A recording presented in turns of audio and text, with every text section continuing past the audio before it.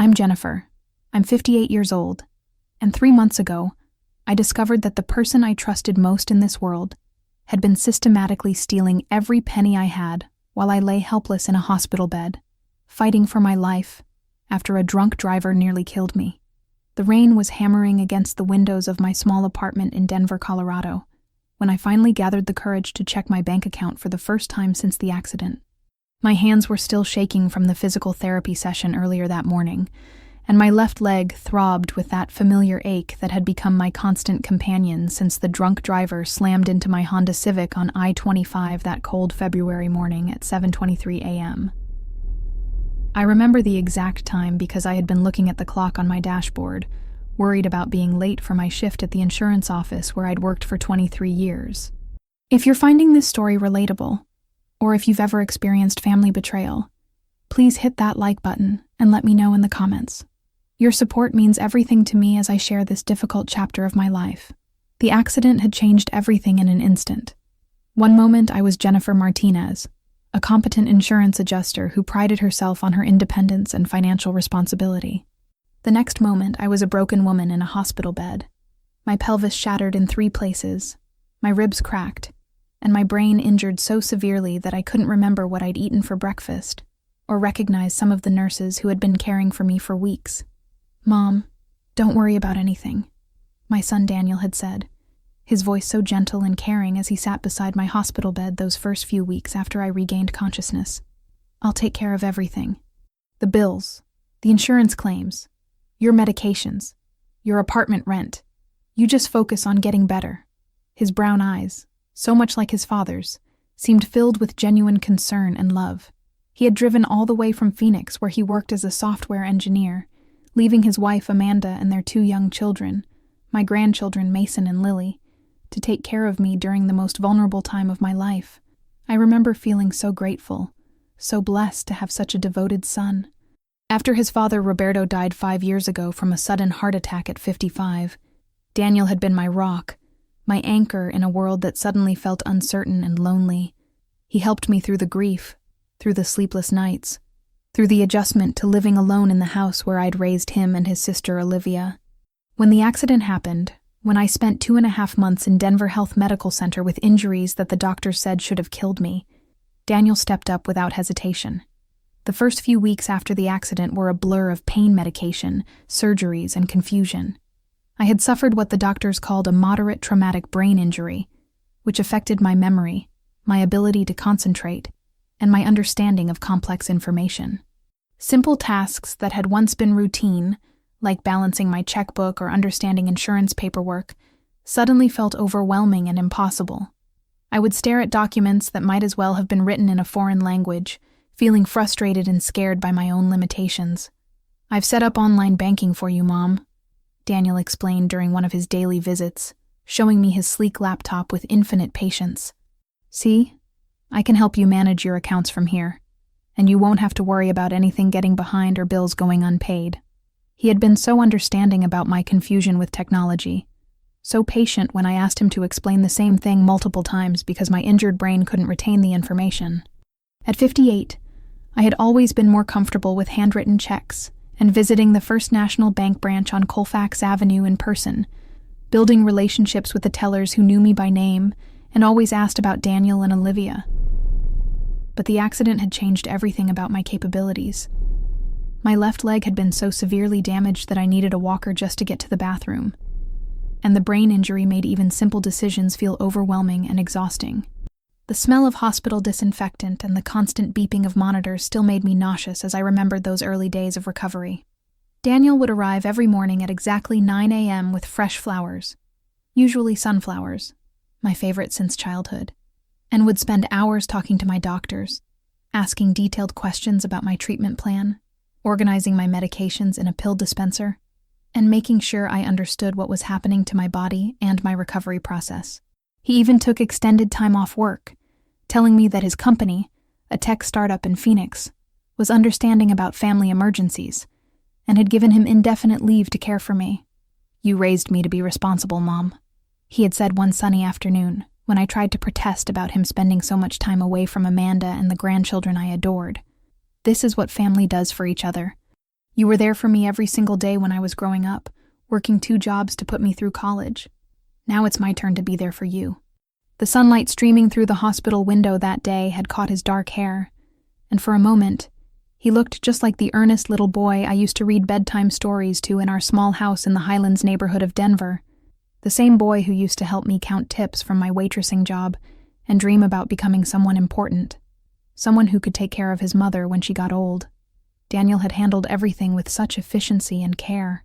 He dealt with the insurance companies, both my health insurance and the claim against the drunk driver who had destroyed my life.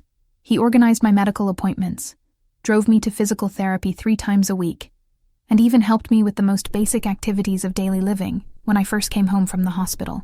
He researched my medications, asked my doctors about potential side effects, and made sure I was taking everything exactly as prescribed.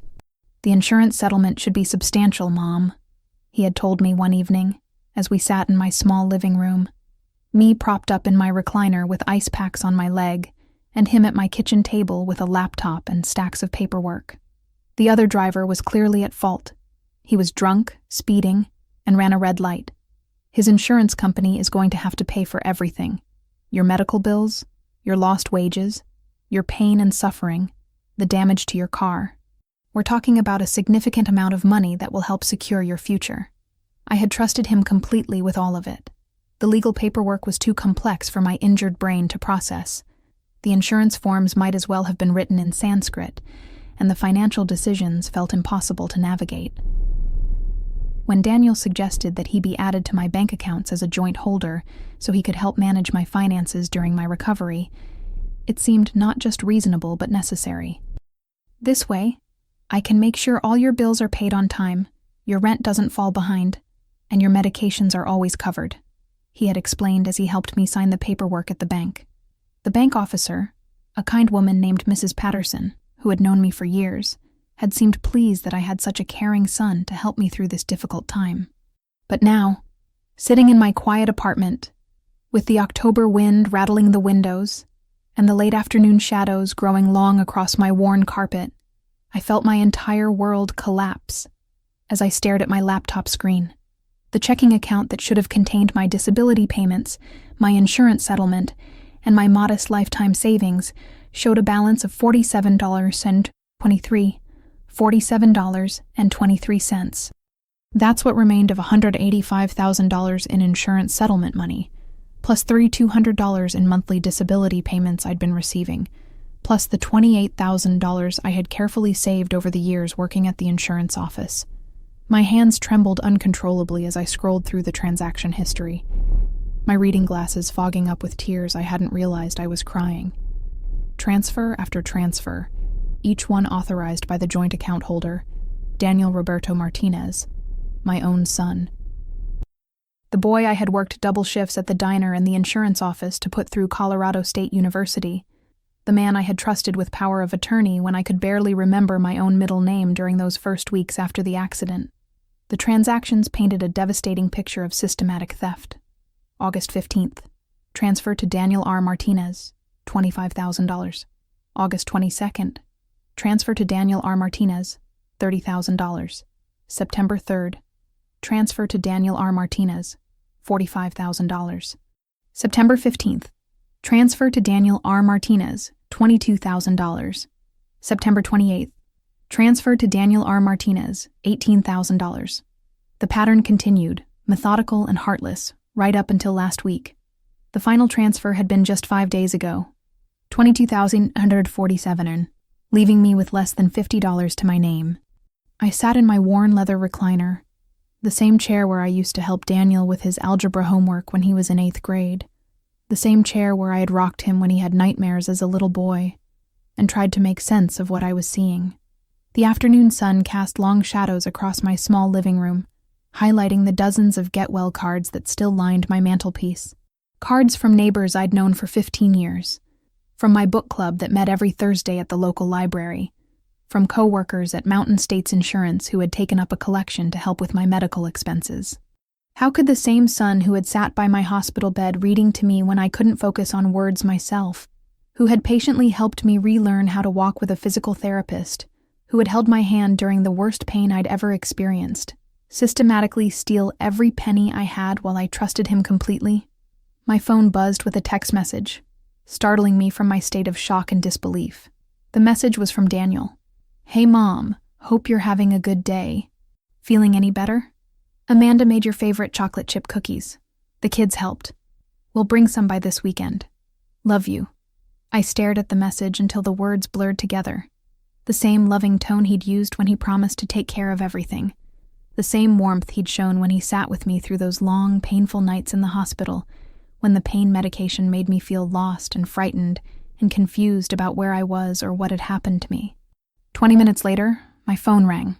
The caller ID showed Daniel, son, with that little heart emoji he had programmed into my phone during one of his visits, along with a photo of him and the grandchildren at last Christmas. I stared at it for several rings, my heart pounding so hard I could feel it in my throat, then let it go to voicemail. I couldn't trust my voice not to break, couldn't trust myself not to scream accusations before I had figured out what to do. The voicemail he left was cheerful and casual, exactly the same tone he'd used for months. "Hey Mom, just checking in on you. Hope the physical therapy went well today, and your leg isn't giving you too much trouble. Jennifer and the kids say hi, and Mason wanted me to tell you he got an A on his spelling test. He's so proud. We love you and we'll talk soon." How could he sound so normal, so caring, when he had just stolen my entire life savings? How could he mention the grandchildren, knowing that he had left me with nothing, not even enough money to buy them Christmas presents, or help with their college funds someday? I called my daughter Olivia in Seattle, my hands shaking so badly I could barely hold the phone steady. Olivia had desperately wanted to come help after the accident, but she was 8 months pregnant with her first child and had been put on strict bed rest after complications with her pregnancy. Daniel had insisted he could handle everything, that Olivia needed to focus on her health and the safety of her unborn baby, that it wouldn't be fair to ask her to travel in her condition. "Mom, is everything okay? You sound really strange." Olivia's voice was immediately concerned. Even through the phone, she could sense that something was terribly wrong. She had always been perceptive, even as a little girl, able to read my moods and emotions better than anyone. "Olivia, honey, I need to ask you something, and I need you to be completely honest with me." I took a shaky breath, trying to keep my voice steady and calm. "Has Daniel said anything to you about money? About my bank accounts or my financial situation?" The silence on the other end of the line lasted far too long. When Olivia finally spoke, her voice was careful and measured, the way she talked when she was trying not to upset someone. "Mom, what's going on? Why are you asking me about this? Has something happened? Please, Olivia, just tell me if you know anything. Anything at all." Another long pause. Then, quietly and reluctantly, "He mentioned something a few weeks ago about you having some financial difficulties, about the insurance settlement being smaller than expected, about you having trouble understanding your bills and managing your money because of the head injury. He said he was helping you organize everything, that you were getting confused about your finances and sometimes forgot to pay bills or couldn't understand the bank statements." The room seemed to spin around me, and I had to grip the arm of my chair to keep from falling. My own son had been laying the groundwork for this betrayal for months, systematically making it seem like I was incompetent and confused, like I couldn't manage my own affairs because of the brain injury. He had been preparing everyone, including my own daughter, for the possibility that I might discover the missing money and try to blame him for what he had done. "Mom, you're really scaring me. What's happening? Please tell me what's wrong." Through tears and rage and heartbreak, I told her everything. About the empty bank account that should have contained over $200,000, about the systematic transfers, each one authorized by Daniel while I trusted him completely to take care of me, about the realization that my own son had been stealing from me while I lay helpless and dependent on his care. Olivia's sharp intake of breath echoed through the phone, followed by what sounded like sobbing. "Oh my God, Mom. Oh my God, I can't believe this. I should have questioned it more. I should have insisted on getting involved somehow, even with the bed rest restrictions. I knew something felt wrong when he kept saying you were confused about money. But Daniel seemed so concerned, so responsible, so devoted to taking care of you." We cried together over the phone for almost an hour, Two women separated by 1,000 miles trying to understand how someone we both loved could do something so devastating and cruel. Olivia immediately offered to help in any way she could, to send money, to fly out despite her high-risk pregnancy, to confront Daniel herself. But I knew she and her husband James were already stretched financially, trying to prepare for their first baby on a teacher's salary, and wondering how they would manage childcare when she went back to work. "I have about $3,000 in my personal savings account," Olivia said through her tears. "It's not much, but it's yours, Mom. I can transfer it today, and once the baby is born and I'm cleared to travel, I'm coming to Denver. We're going to figure this out together." That night, I barely slept at all. Every sound in my apartment seemed amplified and threatening. The hum of the old refrigerator, the settling noises of the building, the occasional car passing on the street below, the neighbor's television through the thin walls. I kept thinking about all the times Daniel had visited over the past 8 months, how he'd always asked about my comfort and my needs, how he'd brought groceries and helped with laundry and cleaning, how he'd sat with me during the worst days of my recovery. Had he been calculating how much more he could steal each time he visited? Had he been watching me struggle with my physical therapy, with my memory problems, with my slow and painful recovery, and seeing opportunity instead of his mother's suffering? Had every act of kindness been a performance designed to keep me trusting and dependent while he systematically destroyed my financial security? I thought about Amanda, Daniel's wife, and wondered if she knew what her husband was doing. She had always been sweet to me, had brought the grandchildren to visit, had sent thoughtful cards and messages during my recovery. Were the chocolate chip cookies Daniel mentioned just another lie? Another way to maintain the illusion that he was a caring son instead of a thief who had stolen everything from his disabled mother? I thought about Mason and Lily, my precious grandchildren who called me abuela and always ran to hug me when they visited. Mason was 7 years old and obsessed with dinosaurs, and Lily was 5 and loved to draw pictures that she insisted I hang on my refrigerator. Did they know that their father had stolen money that could have helped secure their futures? Did they know that the presents I wouldn't be able to buy them for Christmas this year were because their father had taken every penny I had?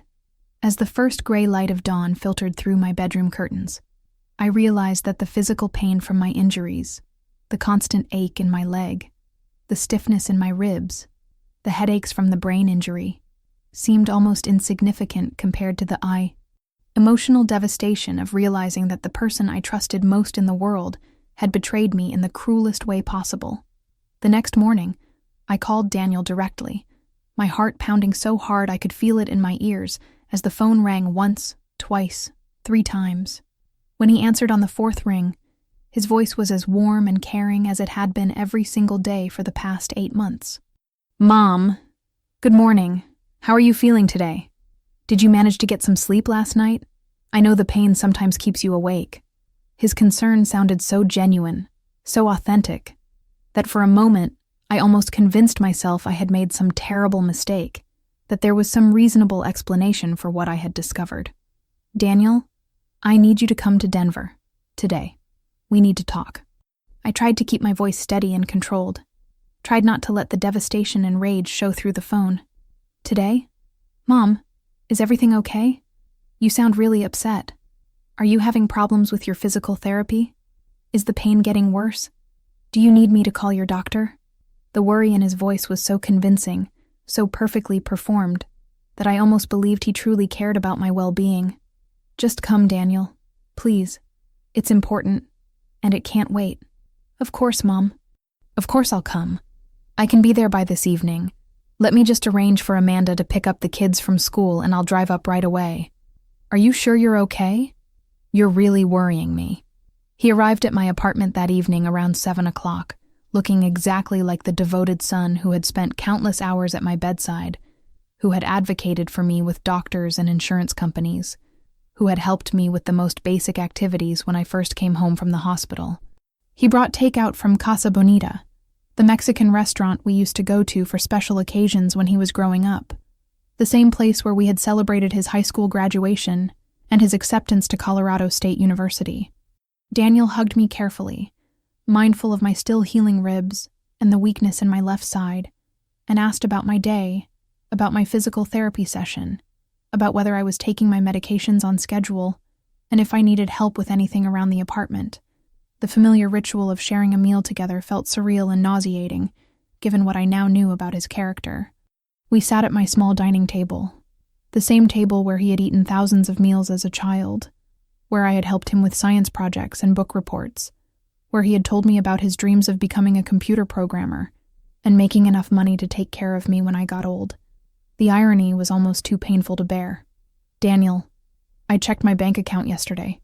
I said it simply and quietly, watching his face carefully for any sign of guilt or recognition. The change in his expression was subtle, but unmistakable to someone who had known him for 28 years. The relaxed, caring smile faded just slightly, replaced by a look of what appeared to be practiced concern. "Oh, is everything looking okay?" I know those bank websites can be confusing and overwhelming, especially with all the different transactions and automatic payments. Sometimes the way they display information can make things look different than they really are. There's $47 left, Daniel, in an account that should have had over $200,000. He set down his fork carefully, buying himself time to think. When he looked up at me, his expression was a carefully constructed mixture of sadness and what looked like well-rehearsed regret. "Mom, I know this is going to be really hard for you to understand, especially because of the accident and how the brain injury has affected your memory and your ability to process complex information." He reached across the table to take my hand. The same gentle gesture he'd made dozens of times in the hospital, the same touch that had comforted me through the worst pain I'd ever experienced. "But you've been having serious financial problems for months now. The insurance settlement wasn't nearly as large as we hoped it would be after all the medical bills and legal fees were deducted. Your ongoing medical expenses have been enormous. The medications, the physical therapy, the specialist appointments, the adaptive equipment for your apartment." I pulled my hand away from his, my voice stronger and clearer than I expected it to be. "Daniel, I've seen the transaction history. Every single transfer was made directly to you personally. Not to medical providers, not to my landlord, not to utility companies, not to pharmacies. Every penny went directly into your personal account." His face hardened then, the mask of loving concern slipping for just a moment before he caught himself. "Mom, you're getting confused again. This is exactly what the doctors warned us about with traumatic brain injuries. Sometimes patients have difficulty understanding complex financial information or remembering conversations about important decisions. Don't you dare." My voice was sharp now, all the pain and betrayal crystallizing into pure anger. "Don't you dare use my injuries as an excuse for what you've done. I may have memory problems, and I may get confused about some things, but I can read a bank statement. I can see dates and amounts and account numbers. I know exactly where every penny of my money went." For a long moment, we sat in complete silence. The takeout containers between us grew cold, and the familiar smell of green chili and refried beans that had once been comforting now made me feel sick to my stomach. Outside, the Denver traffic hummed along Colfax Avenue, the same street I'd driven down thousands of times taking Daniel to soccer practice and piano lessons and birthday parties when he was young, and I believed he would grow up to be someone I could be proud of. When Daniel finally spoke again, his voice was completely different, colder, more calculated, stripped of any pretense of warmth or care. The loving son was gone, replaced by someone I didn't recognize at all. "Fine. You want the truth? Here's the truth, Mom. You're never going to fully recover from this accident. Not really. The doctors have told me things they haven't told you because they don't want to destroy what little hope you have left. You're going to need increasing levels of care for the rest of your life, and that care is expensive, more expensive than you can possibly imagine." He leaned back in his chair, crossing his arms, his eyes cold and calculating. "Amanda and I have been talking extensively about what's going to happen when you can't live independently anymore, when you need full-time assistance with basic activities, when your cognitive decline progresses to the point where you can't make your own decisions. We're planning for your future, for the long-term care you're inevitably going to need. By stealing my money, by lying to me and betraying my trust while I was at my most vulnerable, by managing your resources responsibly and strategically, by making sure there's enough money set aside for your future care needs, instead of letting you waste it on this apartment you can barely afford. on physical therapy that isn't really making any significant difference, on medications that are just managing symptoms rather than providing any real improvement to your condition. The cruelty in his voice was breathtaking and devastating.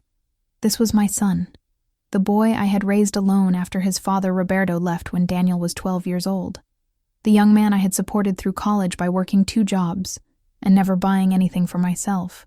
The person I had trusted with my life when I was too broken and confused to protect myself. You're sick, Daniel. You're sick and you're cruel, and you're a thief. I'm practical, Mom. I'm thinking about the long-term reality of your situation instead of living in denial about what your future looks like. That money is going to be used for your care. It's just being managed by someone who actually understands financial planning and long-term care costs. Get out. The words came out as barely a whisper, but they carried every ounce of strength and dignity I had left. Mom, please. Try to think about this rationally. Get out! This time I screamed it, my voice breaking with the effort, my whole body shaking with rage and heartbreak. Get out of my house and don't ever come back. Don't call me, don't text me, don't send me messages through Olivia. You are not my son anymore. Daniel stood slowly, his face showing annoyance and impatience, rather than any trace of remorse or regret. This is exactly what I'm talking about, Mom. You're not thinking clearly. You're letting your emotions override your judgment. Tomorrow, when you've calmed down, you'll realize that I'm trying to help you, that everything I've done has been for your own good.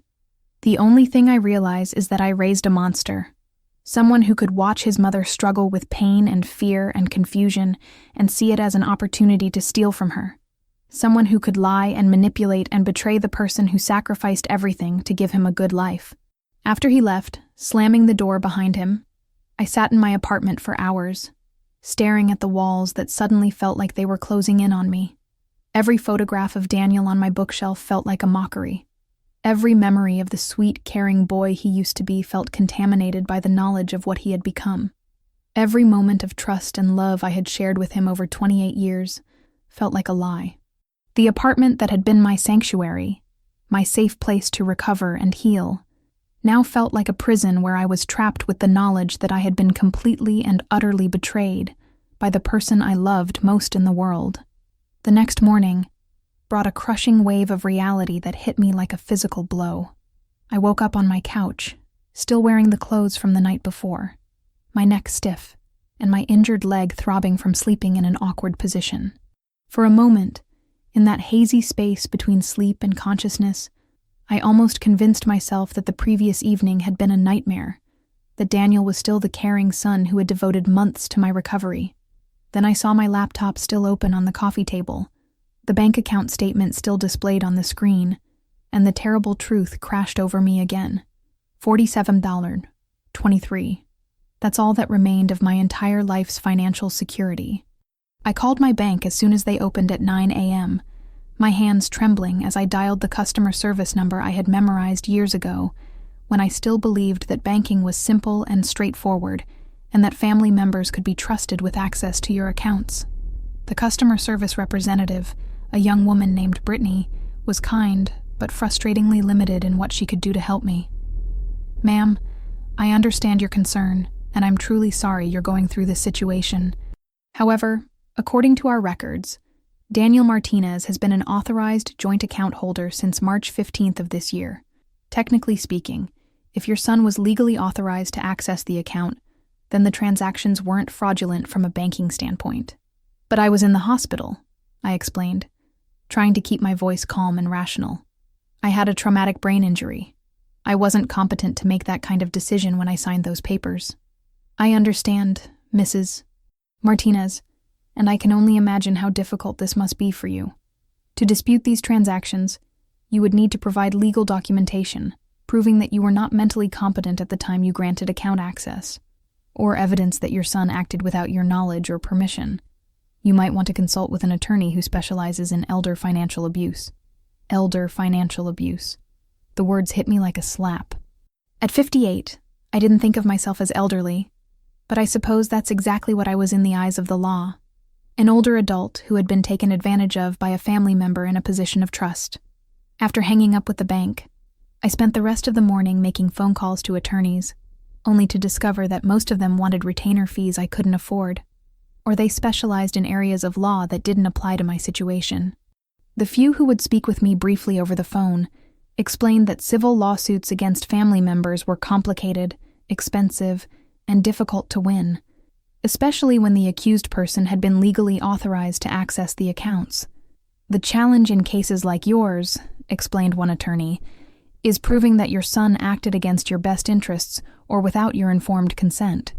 Since you were legally competent enough to sign the bank documents, even if you were injured and vulnerable, it becomes a question of whether he exceeded the scope of the authority you granted him.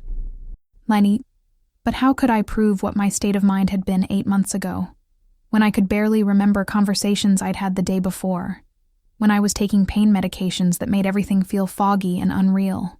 How could I prove that I had trusted Daniel to help with my bills, not to steal every penny I owned? The $47.23 in my account wouldn't even cover my rent for the month, which was due in just 12 days.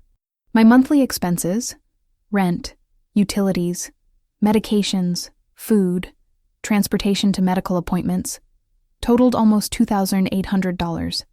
My disability payments wouldn't arrive for another 3 weeks, and even then, they would only cover basic survival, not the legal fees I would need to have any hope of recovering my stolen money.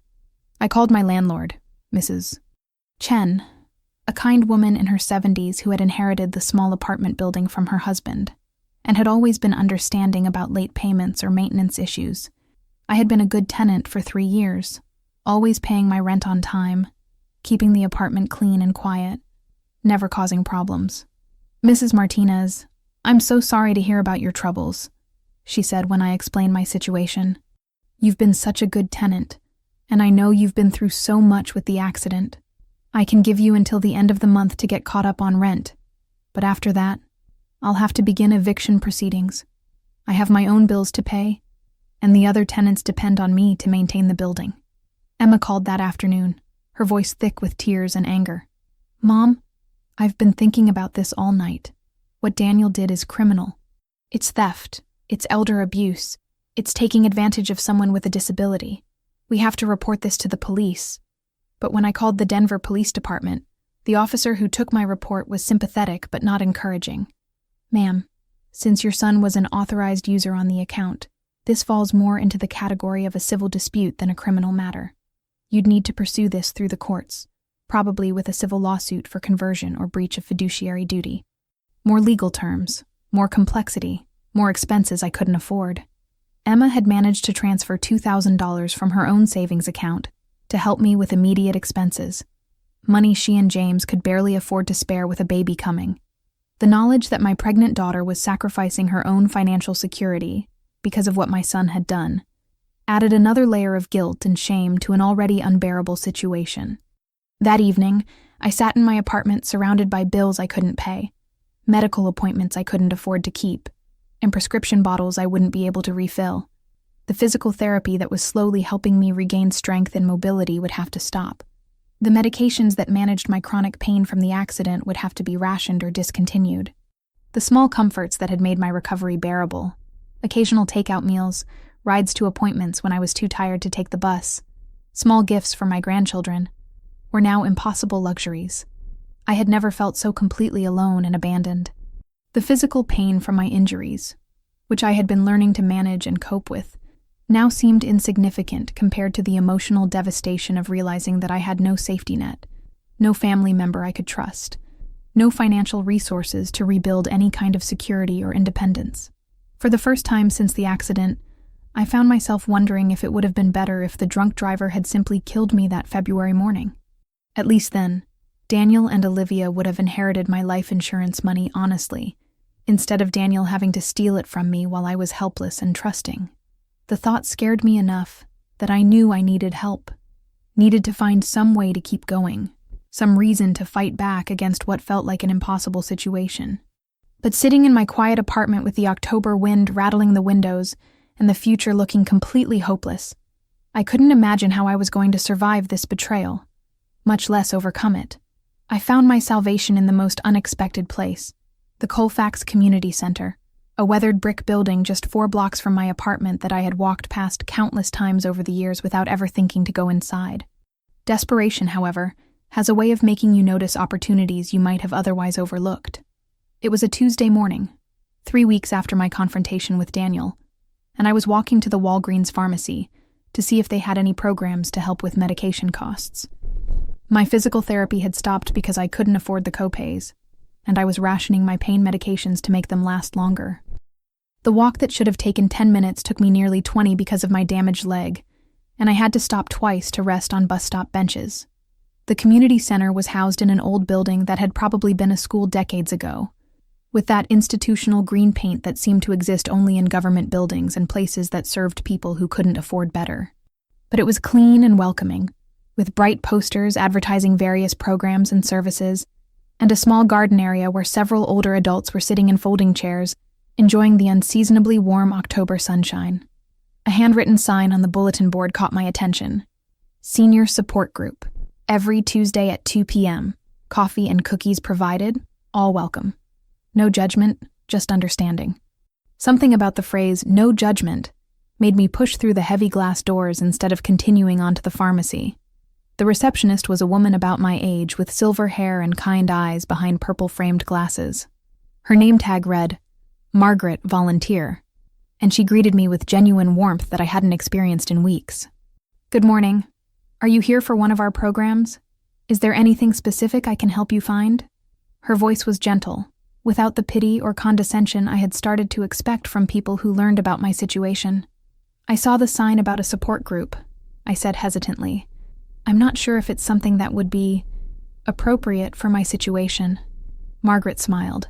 Honey, if you're dealing with something that brought you to our door, then it's absolutely appropriate. That's what we're here for. The group meets in about 3 hours, but you're welcome to stay and have some coffee now if you'd like. Sometimes it helps just to be around other people who understand that life can be complicated. I found myself accepting her offer, settling into a comfortable chair in the small lobby area with a cup of surprisingly good coffee and a homemade oatmeal cookie that reminded me of the ones my grandmother used to make when I was a child.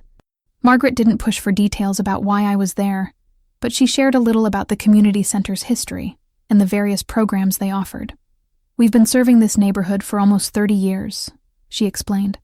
Started by a group of local churches who realized that a lot of older adults were struggling with isolation, financial problems, health issues, family conflicts, all the challenges that come with aging in a society that doesn't always value or protect its seniors. When 2 p.m. arrived, I found myself in a small conference room that smelled like coffee and old books, with mismatched chairs arranged in a circle. There were about 15 people there, ranging in age from their early 60s to well into their 80s, representing every ethnicity and economic background I could imagine. Some were well-dressed and articulate, others looked like they were struggling financially, but there was something in all of their faces that I recognized. A combination of pain and resilience that spoke to shared experiences of betrayal and loss. The group facilitator was a woman named Patricia, probably in her early 70s, with silver hair pulled back in a practical bun, and eyes that seemed to have witnessed every form of human suffering and survival. She welcomed me warmly, without asking intrusive questions about why I was there or what I needed from the group. We start each meeting by reminding ourselves of our ground rules, Patricia began, her voice calm and authoritative. What's shared here stays here. We don't offer advice unless it's requested. We don't judge anyone's choices or circumstances. We listen with compassion, and we speak from our own experience. Everyone is welcome to share or just listen, whatever feels right for you today. As people began to share their stories, I realized that I wasn't alone in my experience. Not even close. There was William, a 72-year-old retired electrician, whose daughter had convinced him to sign over his house to her so she could help him manage his finances, then evicted him 6 months later, when she decided to sell the property. He had been homeless for 3 months, sleeping in his car and using the community center's bathroom facilities to maintain basic hygiene. There was Margaret, the same Margaret who had greeted me at the front desk, whose son had used her credit cards to finance his gambling addiction over a period of 2 years, leaving her with over $40,000 in debt that she was trying to pay off on her Social Security income. She had discovered the theft when bill collectors started calling her about accounts she didn't even know existed. There was Henry, an 80-year-old retired teacher whose nephew had promised to help him manage his retirement investments after Henry's wife died, then systematically moved money into accounts that Henry couldn't access, eventually disappearing with over $200,000 in retirement savings that Henry had spent 40 years accumulating. There was Rosa, a 65-year-old woman whose daughter-in-law had moved into her house after Rosa's husband died, supposedly to help with household management and companionship, then gradually taken control of Rosa's bank accounts, her mail, her medications, and even her relationships with other family members, essentially holding her prisoner in her own home until a neighbor called Adult Protective Services. Each story was different in its details, but the pattern was heartbreakingly familiar.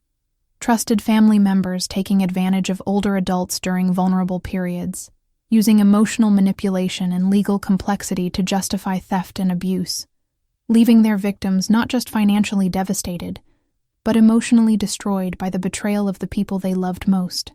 When it was my turn to speak, the words came slowly at first, then in a rush of pain and anger and fear that I had been holding inside for weeks. I told them about Daniel, about the accident, about trusting him completely while he systematically stole everything I had. I told them about the lawyers I couldn't afford, the police who couldn't help, the bank that wouldn't reverse transactions that were technically legal, even though they were morally reprehensible. The hardest part, I said, my voice breaking as I spoke, isn't even the money, although God knows I need that money to survive. The hardest part is the betrayal. It's knowing that someone I loved completely, someone I trusted with my life, could watch me struggle with pain and fear and confusion and see it as an opportunity to rob me.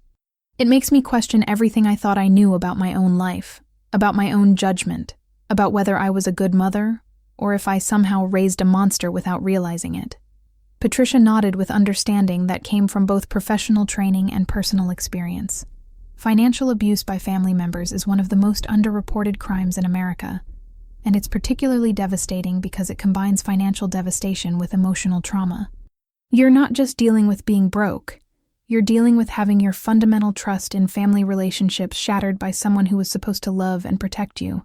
After the formal group session ended, several people approached me individually to share more details about their experiences and their recovery processes. William, who had seemed so broken when he talked about being homeless, told me that he had eventually found subsidized housing through a program administered by the community center and had gotten a part-time job at a local hardware store, whose owner specifically hired older workers who were trying to rebuild their lives. Margaret had successfully disputed many of the fraudulent credit card charges through a legal aid organization that specialized in elder financial abuse, and was slowly rebuilding her credit and her savings through careful budgeting and a part-time job answering phones for a local business. Henry had actually managed to recover about half of his stolen retirement money through a civil lawsuit, though it had taken 2 years and significant legal expenses that he had paid through a legal aid program designed specifically for seniors who had been financially abused by family members. The thing is, Henry told me as we walked to the bus stop together after the meeting, they want us to disappear quietly. They want us to be so ashamed, so broken, so convinced that we're helpless victims, that we just fade away and don't cause problems for them. But we're still here. We're still fighting. We're still valuable human beings with rights and dignity, and we don't have to accept being treated like disposable objects just because we're older or because we trusted the wrong people. That night, for the first time in weeks, I was able to sleep for more than a few hours at a time. I still woke up with the familiar, crushing realization of my situation, but now it was accompanied by something I hadn't felt since discovering Daniel's betrayal. A tiny spark of hope that maybe, just maybe, I could find a way to survive this and rebuild some kind of life from the wreckage. The support group became the anchor of my week, the one appointment I never missed no matter how much pain I was in or how depressed I felt. Patricia had given me information about various assistance programs I didn't know existed: emergency financial aid for seniors, low-cost legal services, prescription assistance programs, food banks that specifically served older adults, and transportation services for people with disabilities. More importantly, the group gave me something I hadn't realized I was desperately missing: a community of people who valued me for who I was, not for what I could give them or what they could take from me. These were people who understood betrayal and loss, and the long, difficult process of rebuilding a life after everything you thought you could count on had been destroyed. If you've experienced financial abuse or family betrayal, you're not alone. Please share your story in the comments below, and don't forget to subscribe for more real-life stories of survival and resilience. 3 weeks into my regular attendance at the support group, Patricia approached me with an opportunity that would change the entire trajectory of my recovery. The community center was looking for someone to help with their afternoon programs for seniors, light administrative work, greeting visitors, helping with activities, and most importantly, providing peer support for people who were dealing with various challenges related to aging, disability, and family conflicts. "I think you'd be perfect for this position," Patricia said, handing me a simple application form. "You have experience with insurance and paperwork from your previous job. You understand firsthand what our community members are going through. And frankly, we need someone who won't treat our seniors like they're incompetent or invisible just because they're older or dealing with difficult circumstances." The job wasn't going to make me wealthy, $15 an hour for 25 hours a week, but it came with something invaluable: health insurance benefits through the community center's nonprofit status, and more importantly, a sense of purpose that I hadn't felt since before the accident. For the first time in months, someone was seeing me as capable and valuable, as having something important to offer, rather than just being a victim to be pitied. The interview process was refreshingly straightforward, more like a conversation with the center director, an energetic woman in her 40s named Lisa, who had started working there straight out of graduate school with a degree in social work, and had never wanted to work anywhere else. She was genuinely moved by my story, but more importantly, she was impressed by my determination to help others avoid the financial abuse I had experienced. "We've seen too many families torn apart by financial exploitation," Lisa told me as we sat in her cluttered office surrounded by thank you cards from community members and photos of various programs and events. "We need advocates here, people who understand what it's like to be vulnerable and taken advantage of, people who can help others recognize warning signs and protect themselves before they become victims." Lisa was particularly interested in my idea of developing educational workshops about financial protection for seniors, something that had grown out of my own painful education about how easy it was for trusted family members to abuse their access to an older adult's financial accounts. "Most people have no idea how common elder financial abuse actually is," I explained during our conversation. "They don't know that family members are responsible for over 60% of financial crimes against seniors, or that the average victim loses over $120,000. They don't understand how legal documents like power of attorney can be misused, or how someone can be legally authorized to access your accounts, but still be stealing from you." My first day at the community center, I arrived early and spent time walking through the building, familiarizing myself with the different programs and services. There was a computer lab where seniors learned to use email and social media to stay connected with family members who lived far away. There was a fitness room with gentle exercise classes designed for people with mobility limitations, chronic pain, and other health challenges. There was a kitchen where cooking classes helped people learn to prepare nutritious meals on very limited budgets, and a small food pantry that provided emergency groceries for community members who were struggling financially. But what struck me most profoundly was the sense of community and mutual support that permeated every aspect of the center's work. These weren't just programs. They were lifelines for people who might otherwise be completely isolated and forgotten by a society that often treats aging as something shameful or inconvenient. My primary responsibilities involved helping people navigate the complex maze of assistance programs available to seniors and disabled adults. Many community members had no idea they qualified for help with utilities, prescription costs, transportation, or emergency financial assistance. I spent my days making phone calls, filling out applications, and advocating for people who were often too proud, too confused, or too intimidated by bureaucracy to advocate for themselves. One of my first clients was an elderly man named Frank, who reminded me painfully of my late husband, Roberto. He was 78 years old, a retired mechanic who had been living on Social Security alone since his wife died 3 years earlier.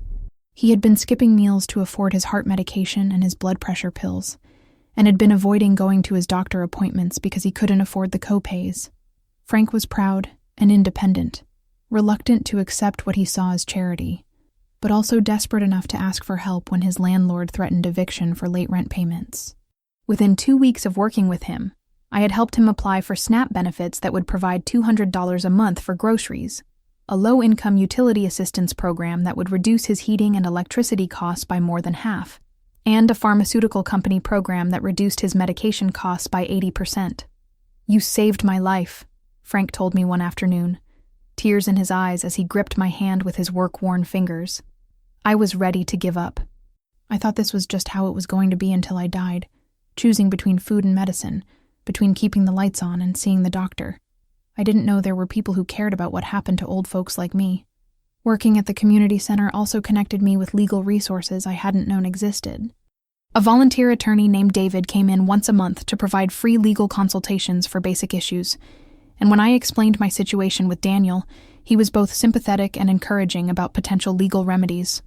"Elder financial abuse cases are challenging, but they're not impossible," David explained as we sat in the center's small conference room, reviewing the documentation I had gathered. "The key is establishing a pattern of exploitation that went beyond the scope of the authority you granted him.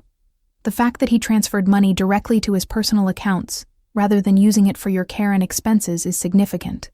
David helped me file a formal complaint with Colorado's Adult Protective Services Division, and also assisted with a civil lawsuit against Daniel for conversion and breach of fiduciary duty. While criminal charges were unlikely since Daniel had been legally authorized to access my accounts, the civil case could potentially result in recovery of at least some of the stolen money, plus penalties and legal fees.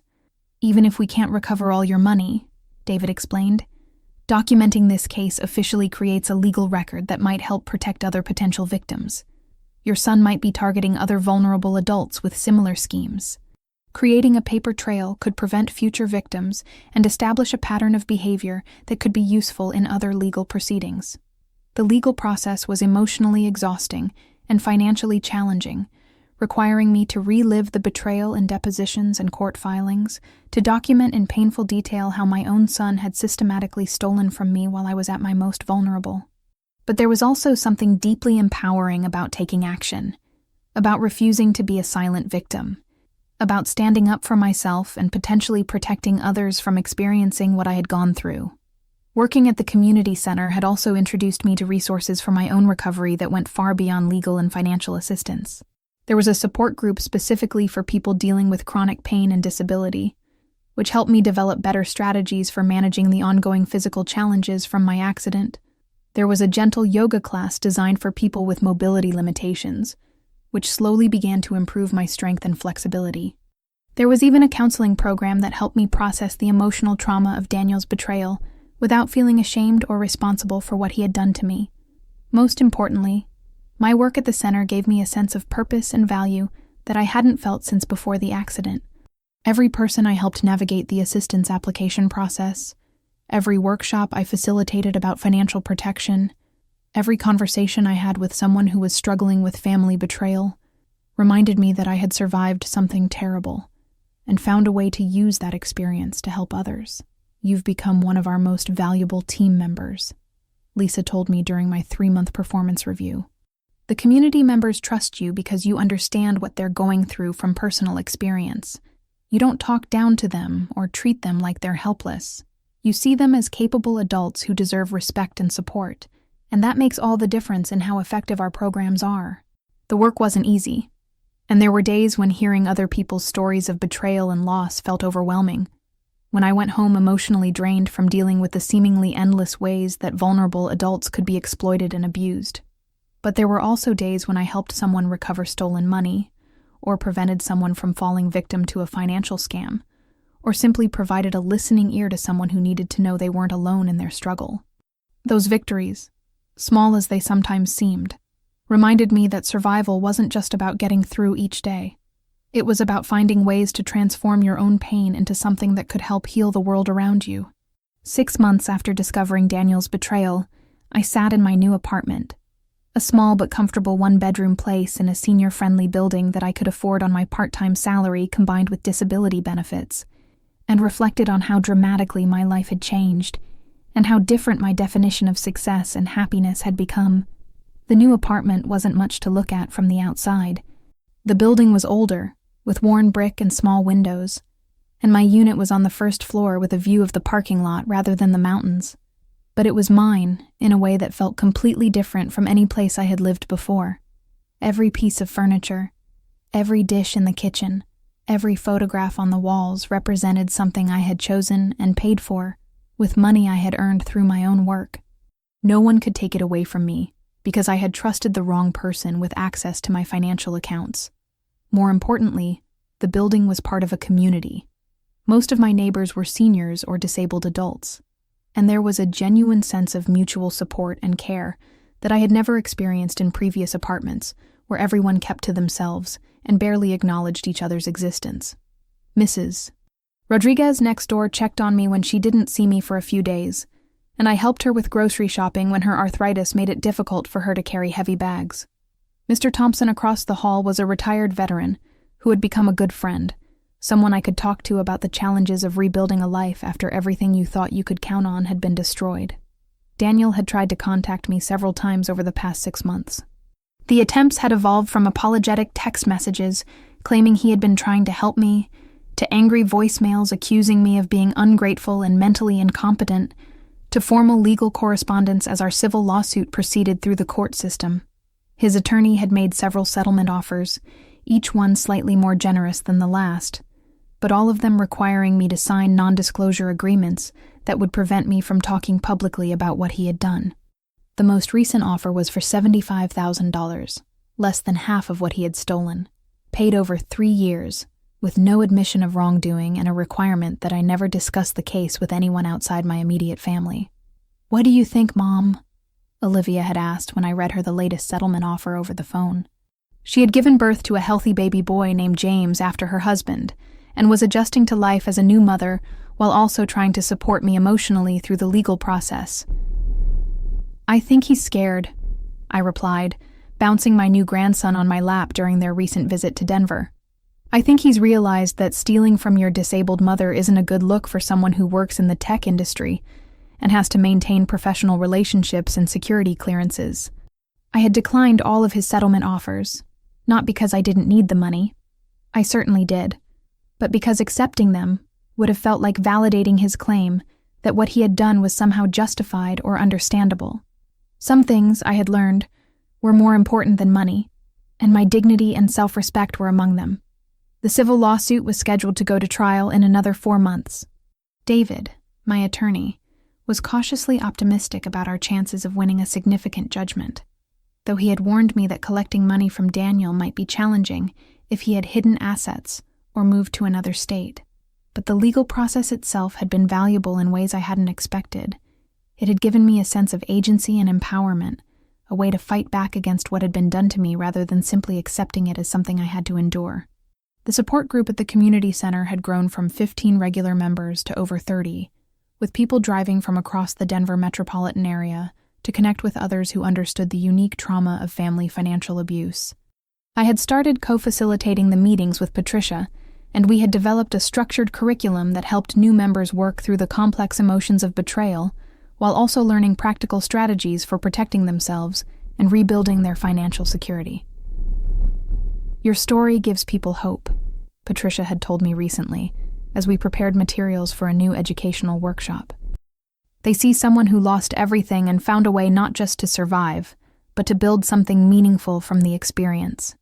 You show them that being victimized doesn't have to define the rest of your life." The financial protection workshops I had developed for the community center had become popular enough that I was now traveling to other community centers, senior centers, and even churches throughout Colorado to share information about recognizing and preventing elder financial abuse. It was difficult at first, standing in front of strangers and admitting publicly how I had been fooled and betrayed, how I had trusted someone who didn't deserve it. But each time I told my story, someone would approach me afterward with their own experience of family betrayal, thanking me for making them feel less alone and ashamed. One particularly memorable workshop was at a senior center in Colorado Springs, where an elderly woman named Betty approached me after my presentation with tears in her eyes. "My grandson has been asking me to add him to my bank accounts so he can help me pay bills," she told me quietly. "After hearing your story, I realized that might not be such a good idea. I think I need to find other ways to get help with my finances that don't give anyone else complete access to my money. Conversations like that reminded me that my experience, painful as it had been, could serve a larger purpose in protecting other vulnerable adults from experiencing similar betrayals. My work at the community center had expanded well beyond my original job description.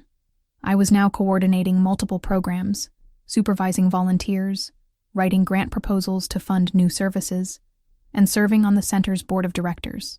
The work was demanding and sometimes emotionally challenging, but it had given me a sense of purpose and professional identity that was completely independent of my relationships with family members or my financial status. "You've become indispensable here," Lisa had told me during my recent annual review, along with a promotion to program coordinator and a modest raise that brought my income to almost $35,000 a year. Not wealthy by any means, but enough to live independently and even save a small amount each month for emergencies. The physical recovery from my accident had progressed more successfully than anyone had initially predicted. The yoga classes at the community center, combined with a modified physical therapy program I could afford through my new health insurance, had improved my mobility and reduced my chronic pain significantly. I still walked with a slight limp, and I still had occasional memory issues from the brain injury, but I had learned to work around those limitations, rather than being defined by them. Emma's baby had been born healthy and beautiful, a little girl named Sophia who had become the center of our family's attention and joy. When I flew to Seattle to meet her for the first time, using money I had carefully saved from my paychecks, I held my granddaughter and felt something I hadn't experienced in almost a year: pure happiness, untainted by betrayal or financial anxiety. Emma and I had grown much closer through this experience of crisis and recovery. She called me several times a week, not out of pity or obligation, but because she genuinely wanted to hear about my work, my life, my plans for the future. She had started volunteering with a local organization in Seattle that helped elderly adults navigate financial and legal issues, inspired by the work I was doing in Denver. "I'm so proud of what you've built from this terrible situation, Mom," she had told me during her recent visit, as we sat in my small living room watching Sophia sleep peacefully in her portable crib. "I know this isn't the life you planned or the way you wanted to spend your late 50s, but look at how many people you're helping. Look at how much stronger and more independent you've become." Daniel's name rarely came up in our conversations anymore, and when it did, it was without the raw pain and anger that had characterized our discussions for the first few months after his betrayal.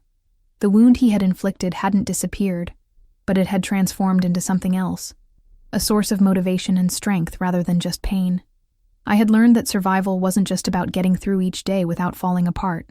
Real survival meant finding ways to transform your experience of trauma into something that could help heal the world around you, something that could prevent others from experiencing similar pain, something that could contribute to making society a little bit safer and more compassionate for vulnerable people.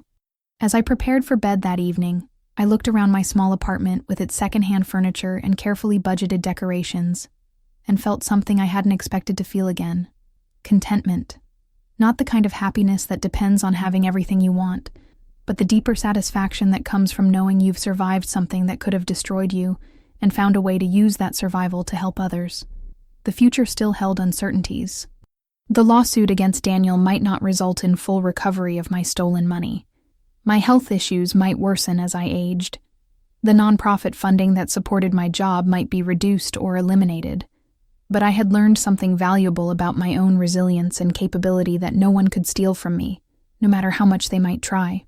The other day, a woman named Carol came to our support group for the first time. She was about my age, crying as she told us about her brother who had stolen her inheritance from their parents' estate while she was dealing with cancer treatment and couldn't pay attention to financial matters. As she spoke, I saw myself 8 months earlier, broken, ashamed, convinced that her life was effectively over. "I don't know how to go on," she whispered through her tears. "I trusted him completely. How do I ever trust anyone again? How do I rebuild any kind of life when I have nothing left?" I reached across the circle of chairs and took her hand, looking directly into her eyes with all the conviction I had gained through my own painful journey. "You don't have to trust everyone," I told her. "You just have to learn to trust yourself again." And you can do that because you're still here. You're still fighting. You survived something that was designed to destroy you, and that survival is the foundation you can build from. After the meeting, she asked me the question I heard frequently from new group members. How did you find the strength to start over? How did you build something good from something so terrible? I didn't find the strength, I told her honestly. I built it, one day at a time, one small decision at a time, one act of courage at a time. I built it by refusing to let what one person did to me define what the rest of my life would look like. And you can build it too, because you're stronger than you think you are right now. If my story has touched you, if you've faced similar betrayals or challenges, please know that you're not alone in this struggle. Your story isn't over yet, no matter how dark things might seem right now. Subscribe to hear more stories of survival and resilience.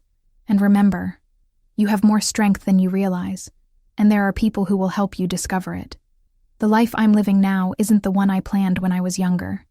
It's not the comfortable retirement I thought I'd have after working hard and saving money for decades, but it's mine in a way that feels more authentic and meaningful than anything I had before. It's a life built on my own choices and efforts, a life that helps other people, a life that proves that being victimized doesn't have to be the end of your story. Sometimes, that's not just enough, it's everything.